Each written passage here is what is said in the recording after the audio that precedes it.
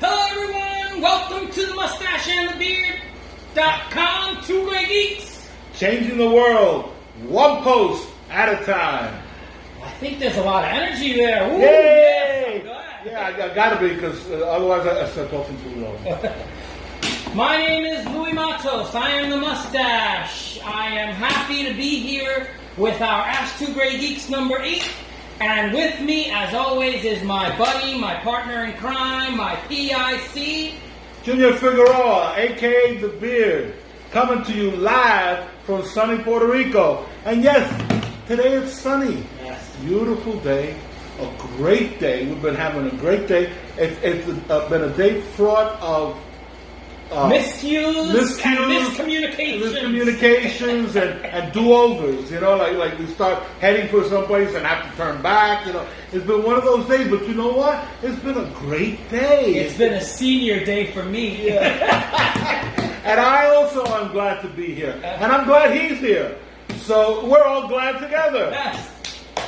All right, so as always, we always ask the question, what is Ask Two Grey Geeks video? Yeah, what is the Ask Two Grey? It is, we said, we threw it out there. If you have any questions, right, then ask us. And we'll be happy to answer these questions for you.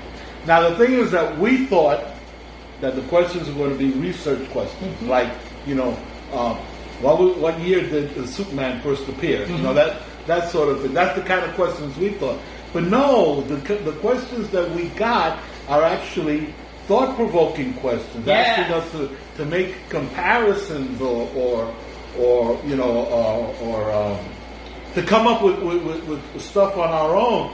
It involved thinking, and since they weren't yes or no questions, we wound up having to do a whole video just on the questions because it took too much time. Yeah, you guys are way too intelligent. Yeah.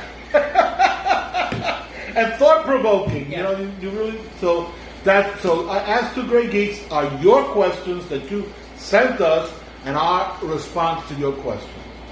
All right, and the question for this video is from Erica Henry.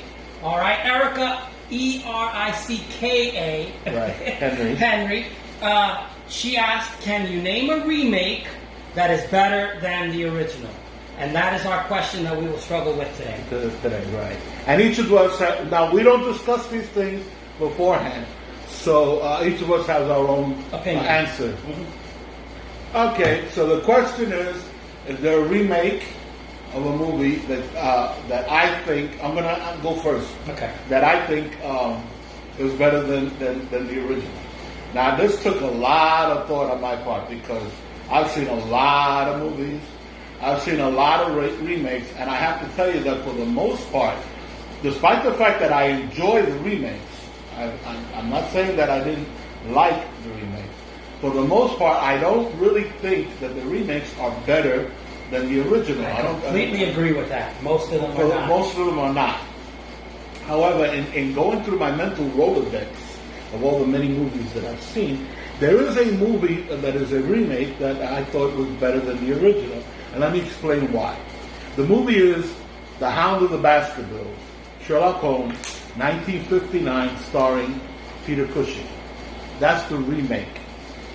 The original would be the one with Basil Rathbone and Nigel Green. And I think it's either 1939 or 1941, something to that effect. Black and white.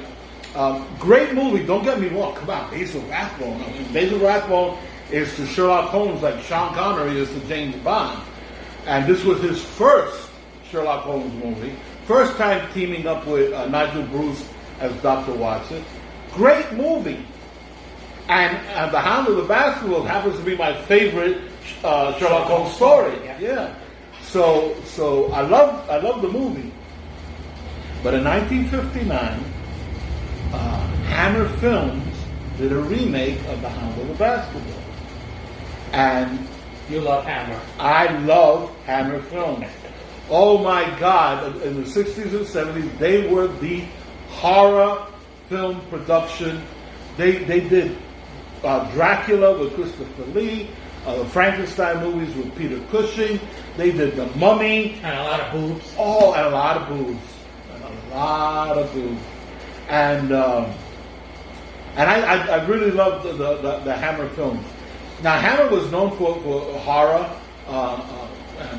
and supernatural and fantasy, Mystery, right? yeah. Like Dracula would be horror fantasy and Frankenstein would be horror sci-fi. But this was their first time delving into mystery. But it's because it's the Hound of the Baskervilles. It's supposed to be about the legend of a demon hound from hell. It was like right up their alley. And so everything that they knew, everything that they were so good at with Gothic horror, they poured into this Sherlock Holmes mystery. Mm-hmm. So here we have a mashup of mystery and Gothic horror. On top of that is the first Sherlock Holmes in color. On top of that, Peter Cushing plays Sherlock Holmes, and he was acknowledged as a Sherlock Holmes expert. Wow. So that he took charge of Baker Street so that it looked like exactly the way described in the books. We don't need any research gophers. Yes, I got this. He had this. He had this. And then Andre Morel plays Dr. Watson, which is very important because this is the Sherlock Holmes story where Dr. Watson shines. Because there's a large part of the story where Holmes is not there. Watson takes his place. Watson shows what he can do. And in some instances, some adaptations have even the actor playing Watson has gotten billing ahead of the actor playing Sherlock Holmes because of that. Then you got Christopher Lee playing Sir Henry Baskerville. Oh my God, Peter Cushing, Christopher Lee, Hammer film. It was great, and it was done. It's still the Sherlock Holmes story. It's still a mystery, but it was done Hammer style, Gothic horror. And oh God, did I love that movie. So while on the one hand, I love Basil Rathbone's The Hound of the Baskervilles, I love Peter Cushing's The Hound of the Baskervilles more. And for me, it's a better version of the story. So in this one instance that I can think of, the remake was better than the original. So what do you think? I think that's great. I think it's a great version. I'd have to rewatch it. I'm sure that you're right about, first of all, it being in color adds a certain element.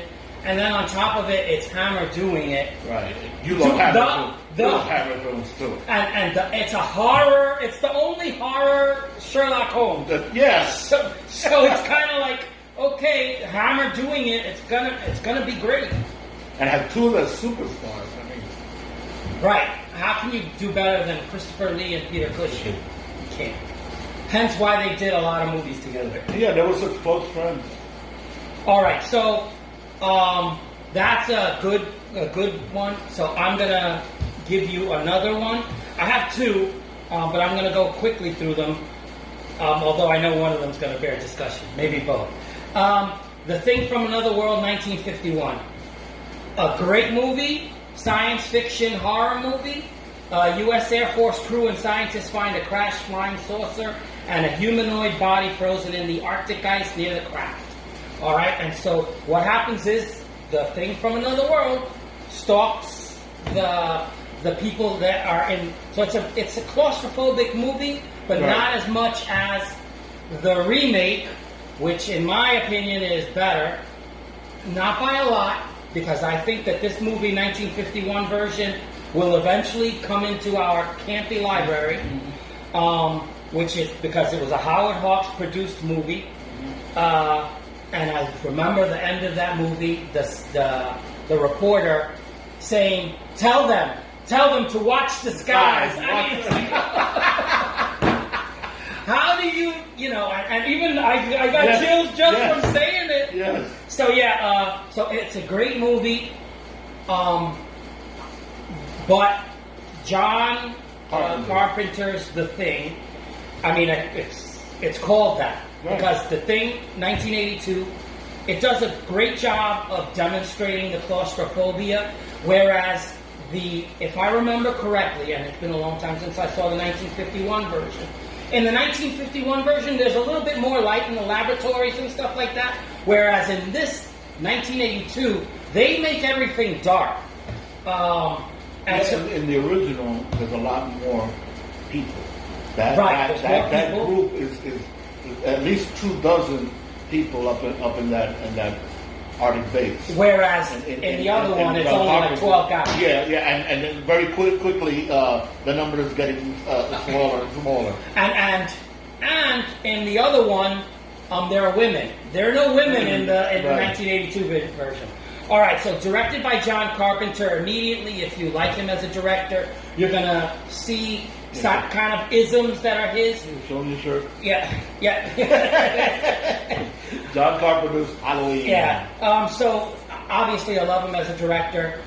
The movie was hated in the beginning. I mean, 1982, it came out, and it bombed at the box office. Yep. It bombed it, but what happens? Videotape comes along and people get It's one of those movies that got saved by video.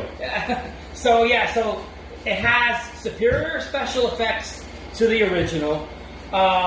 It has an incredible monster, a monster that changes.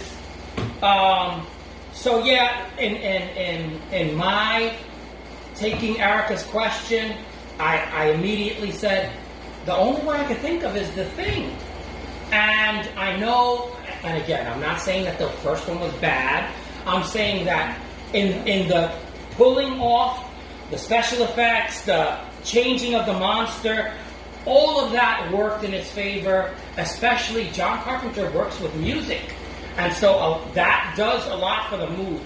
So I would say, Erica, that The Thing, 1982, is better by a little bit than The Thing from Another World, 1951. And I have to agree with you that you can't say that with a lot of movies. Generally, I like the original better. Right. But this one, you could see that even though it's incremental, I think it's superior. And of course, it is in my top 10 horror movies. I completely understand. I personally, I was one of those people that hated John Carpenter's Halloween. Right? And it has never improved? It has not improved. But I can also understand, I can see why it would appeal to you. Mm-hmm. Okay? Again, The Thing from Another World, black and white, John Carpenter's thing, color. And John Carpenter uses that color, especially red. he really, blood and gore, clearly. Yes, clearly. And also, that's one of the things that's going for it. Also, one of the things that the movie has going for it, you touched on it, the music. Okay, John Carpenter is very music oriented, and his style of directing is almost melodic. You know, it flows the way almost like a concert. You know, and which is one of the reasons why I'm with you. I think he's a fantastic director. So this is another thing that the movie has going for it, and it's got an all-star cast, right? So the movie has a lot of things going for it. I didn't enjoy it. Mm-hmm. So this is why I can't get behind it. Mm-hmm. But I can fully understand what you're saying and how you feel towards it. I really do. So yeah, I can see it. All right. Moving on, there is another movie that occurred to me while we were talking. It was Stephen King's It of 1990. Oh, right. 1990. It was a TV miniseries, so already it's going to have. That's the Tim Curry. So Tim Curry is which a great Pennywise. You know, it's supernatural, psychological, coming of age horror. Directed by Tommy Lee Wallace. He has the difficulty of it's for TV. So TV horror is difficult because you have to do more mood. You have to use the darkness a little better, right? Because you can't show everything. And cuts. You have to cut. Yeah. So Jonathan Brandis, Seth Green, all good kids, but I think that It 2017, 2019 is better in the fact that, first off, the kids are superior. They're better actors. And the director, Andy Muschietti, of course, because you can do things in a theater that you can't on a TV. Absolutely. Yes, so early on, and this is not a spoiler because it's in the beginning, the little kid loses his arm. They show a little kid without his arm flowing, blood gushing. You couldn't show that on TV. So yeah, this is it. I'm saying is superior, in the sense of it can be freer with the language, which these kids are foul-mouthed. Foul-mouthed kids. Which I think is a little more authentic. I remember just before you get to teen, you start experimenting with the F word. Oh, potty mouth. You turn into a potty mouth. 12-year-old. If you can get away with it, forget it. In school, everybody was cursing, so I was cursing. Sometimes I went home and cursed. And oops. Oops. Here's the soap. Let me wash out your mouth with soap, my mom would say. Yeah, my dad would come with the soap, showing it to me. Yep. Now, I haven't seen either one. Well, you saw 2019. I saw it too. Right. With you. Oh yeah, in the theater. Okay, and let me tell you something. Oh my God, did I love that movie? Okay, I love that movie. And you only saw half of it. I'm like, I didn't see it one. I saw it too. So yeah, I can't believe, based on what I've seen, I can't believe anything better than that. Okay, so I'm willing to accept what you, that despite how much I like Tim Curry. Okay, and I can imagine, I can just imagine him as the clown. But I got to go with you. I fully think that you're absolutely right. Yeah, Bill Skarsgård had a hard act to follow, and I think he did a really good job. Yeah, he did it. All right, so James McAvoy, Jessica Chastain. These are horror icons as well. So the Finn Wolfhard and Sophia Lillis. This little girl has become like a huge actress now. So love the special effects. Listen, 1990 when it came out on TV, I watched it. I remember videotaping it, buying the DVD, loving it, and loving it. So loved it for what it was. So, but the other one, because it was more graphic and because I'm a little more jaded as a horror fan, I loved 2017, and I think you'd love 2017 as well. Right. Just because this is now kids, and it's heart. This movie has heart. So other than that, I think we've answered the question. Yeah, you have here 3 examples of movies that were remade, and that we think that the remake was better than the original. But I want to emphasize that there have been hundreds, thousands of remakes, and I just can't think of any others that the remake was better than the original. Yeah, and even The Thing, they did a remake 2011, I'm gonna say. Oh no, that was the prequel. Right, it was called a prequel, but it's John Carpenter's. It's right. supposed to be the prequel to his movie. Yeah, and it flopped. And it's not very good. Although I do love the main actress in that, but yeah, it's just. All right, now, oh gray and bearded one. Oh, gray, Wise.